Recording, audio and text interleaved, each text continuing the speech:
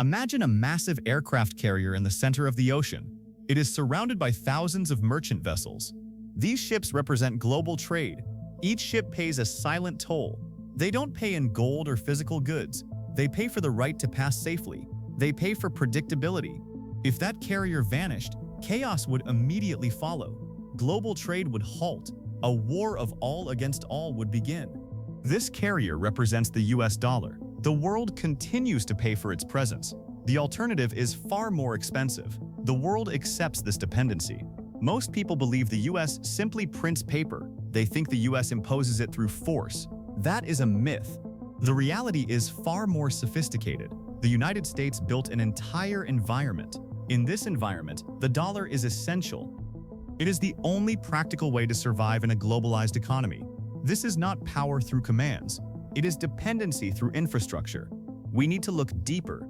How was this trap constructed? Why is it so difficult to escape? The journey began in 1944. It was at a hotel in the forests of New Hampshire. We call this meeting Bretton Woods. The world was still tearing itself apart. World War II was in its final stages. Delegates from 44 nations gathered there. They met to decide the future of the global economy. The British economist John Maynard Keynes had an idea. He argued for a neutral global currency. He called it the Bancor. It would not be tied to any single nation. But the American representative Harry Dexter White understood the reality. The US held all the cards. America possessed the largest gold reserves. It had the most advanced factories. It had the most powerful military. White insisted on one thing: the dollar would be the global standard. The delegates eventually agreed. America was the only island of stability in a world of ruins. They signed the papers. The dollar was pegged to gold. The rate was $35 per ounce. Every other currency was pegged to the dollar. This moment launched a mechanism. The world got a universal yardstick. But that yardstick belonged to one player. By the late 1960s, the system experienced cracks. The US spent trillions on the Vietnam War. They spent on massive social programs. The Federal Reserve was printing money. They had more dollars than gold. Other nations began to notice. French President Charles de Gaulle made a move. He famously sent a ship across the Atlantic. It was filled with paper dollars. He demanded an exchange for physical gold. The US government was furious, but the law forced them to comply. American gold began sailing away to Paris. This tension reached a breaking point in 1971. Richard Nixon gathered his advisors. They met at Camp David. The US was running out of gold reserves. This was the reality. If every nation demanded an exchange, the US was bankrupt. On a Sunday evening, Nixon went on TV. He made a dynamic announcement. He was temporarily suspending the convertibility of the dollar into gold. This meant no more exchanging dollars for gold. It was a calculated move. It changed history forever. That temporary suspension lasts to this day. The world was in shock. The physical backing of the dollar vanished, yet no one left the system. There was nowhere else to go. The US needed a new pillar. They had to replace gold. This effort prevented a total collapse of demand. In 1974, the petrodollar system was born. A special envoy went to Saudi Arabia. He made a brilliant proposal. The terms were simple. The US would provide Saudi Arabia with advanced weapons. They offered military protection from neighbors. In exchange, the Saudi royalty agreed to one thing. They would price and sell their oil only in US dollars. Every modern economy requires oil to function. This fact changed everything. Every nation on Earth suddenly needed dollars. This need was permanent. It was non-negotiable. If Germany wanted to heat its homes, it needed dollars. If Brazil wanted to fuel its tractors, it needed dollars. They had to sell their own goods first. This allowed them to earn the dollars for energy.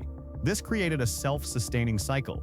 The US could print currency. They used it to buy real resources. The rest of the world had to work. They worked to earn that same currency. Most of these dollars eventually flowed back. Oil-producing nations used their profits. They bought US Treasury bonds. The US controls the very plumbing of global finance. They use networks like SWIFT. They use clearinghouses. When a bank in Tokyo sends a transfer to Mexico City, nothing flies across the ocean. The money stays put. Instead, the request passes through New York. It goes to a clearing center. Servers there verify the names. They cross-reference lists. This gives Washington unparalleled transparency.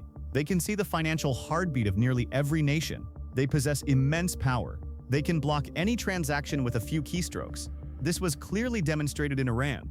The country was disconnected from the global system. It was a form of digital exile. Without access to these wires, a nation cannot function. They cannot effectively buy medicine. They cannot sell their resources. This is often more devastating than a physical bombardment. Another critical layer of control exists. It is the massive web of global debt. This debt is denominated in dollars. Thousands of corporations and governments use these loans. They are located in developing nations. They borrow dollars for specific reasons. The interest rates are often lower. The capital is more abundant. This is not true in their local currencies, but this creates a dangerous trap. Those debts must be paid back in dollars. It doesn't matter how their local economy performs. The Federal Reserve decides to raise interest rates. They do this to fight inflation at home. This creates a massive ripple effect. It can crush a company in Brazil. It can crush a government in Turkey. The dollar becomes more expensive. These borrowers must now sell twice as much.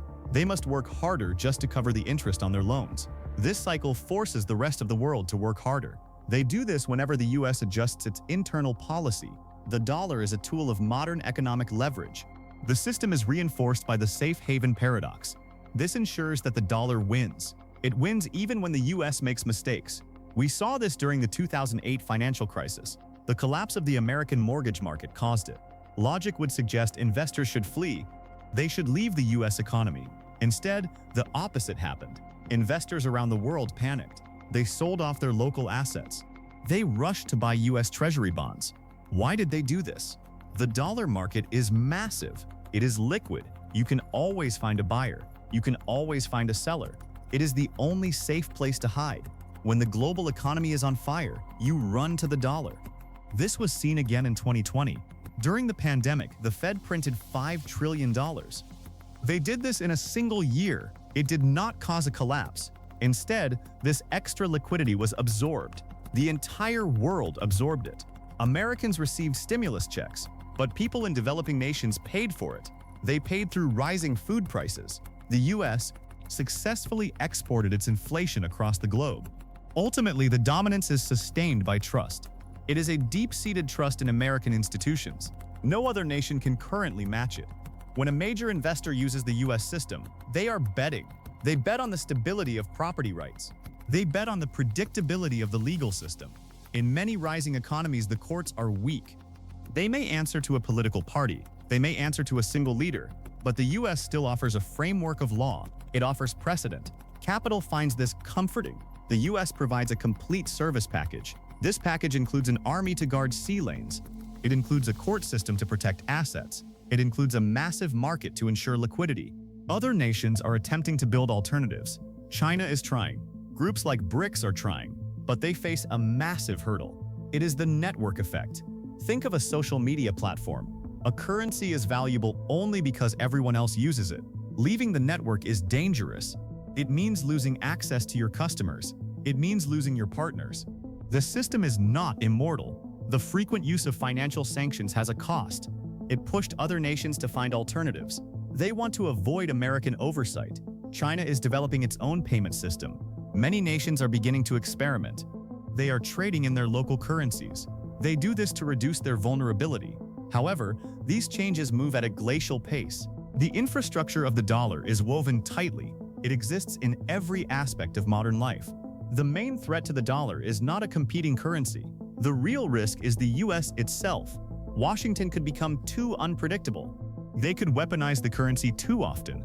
At some point, the cost of staying in the system will outweigh the cost of leaving. Until that day comes, the world remains locked.